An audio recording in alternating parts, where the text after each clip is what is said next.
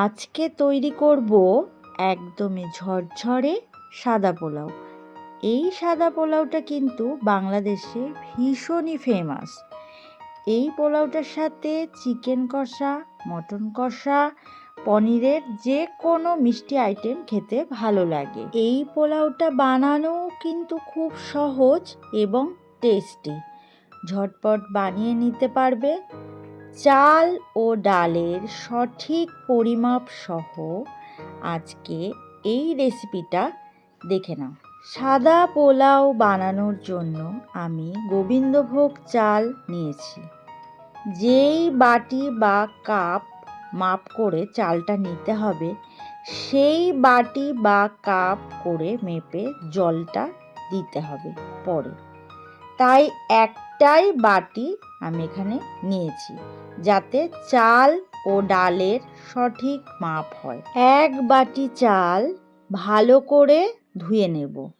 3 থেকে 4 বার জল পাল্টে পাল্টে ভালো করে ধুয়ে নিয়েছি। চালটাকে এরকম একটা ছিদ্রযুক্ত পাত্রে রেখেছি, যাতে করে চালটার মধ্যে যে এক্সট্রা জলটা আছে সেটা এই ছিদ্র দিয়ে বেরিয়ে যাবে আর চালটাও শুকনো হয়ে যাবে।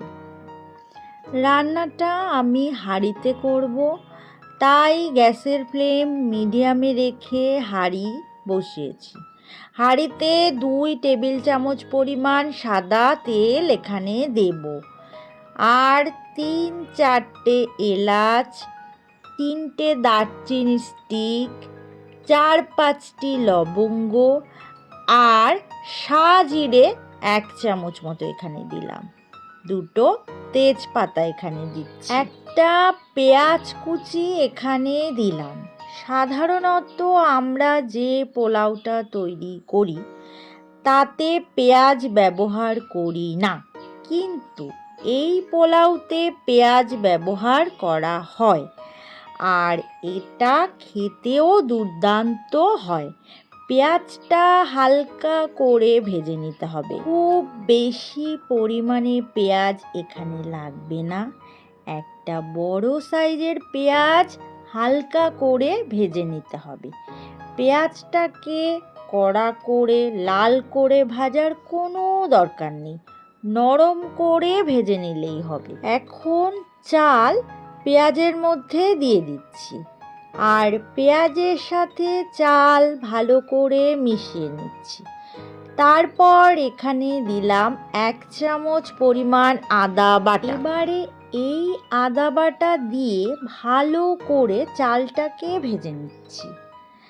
আদা বাটাটা আগে তেলের মধ্যে দিলেও দেয়া যেতে পারে, আবার এইভাবে চালের মধ্যে দেয়া যেতে পারে, তবে এভাবে দিলে বেশি ভালো। 5-6 মিনিট সময় নিয়ে চালটাকে বেশ ভালো করে ভেজে নেব। চালটা খুব ভালোভাবে ভাজা হলে চালের থেকে সুন্দর একটা গন্ধ বেরোবে, আর পোলাওটাও যখন তৈরি হবে পোলাওটা হবে খুবই মসৃণ আর ঝরঝরে। চালটা ভেজে নিয়ে এর মধ্যে দেব জল। এই বাটিতে করে মেপে আমি 1 বাটি চাল নিয়েছি, তাই এই বাটি মেপে 2 বাটি জল দেব।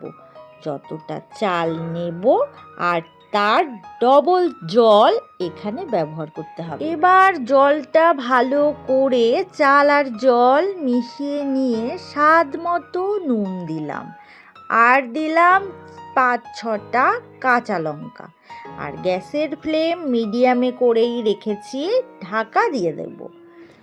3-4 মিনিট পর ঢাকা সরিয়ে নেব। এর মধ্যে দিচ্ছি গুঁড়ো দুধ। 10 টাকার 1 প্যাকেট গুঁড়ো দুধ এখানে দেব।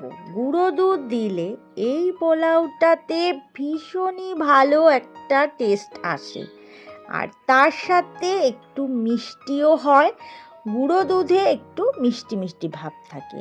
সাধারণত বাংলাদেশে এই সাদা পোলাওটাতে চিনি ব্যবহার করা হয় না। গুঁড়ো দুধ দিলে এই ব্যালেন্সটা হয়ে যায়। খুব ভালো করে মিশিয়ে নিয়ে এখানে 2 চামচ পরিমাণ ঘি দিয়ে দেব। একটু একটু উল্টে পাল্টে দেব যাতে নিচের ভাতটা উপরে আসে আর ওপরের ভাতটা নিচে চলে যায়।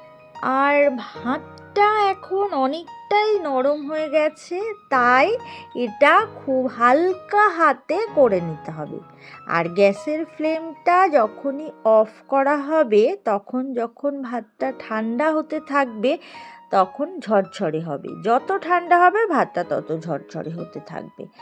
কেমন লাগলো এই পোলাওটা কমেন্টে কিন্তু অবশ্যই জানাবেন। আজ এই পর্যন্তই, আবারও নতুন রেসিপি নিয়ে চলে আসবো। সুস্থ থাকো, ভালো থাকো।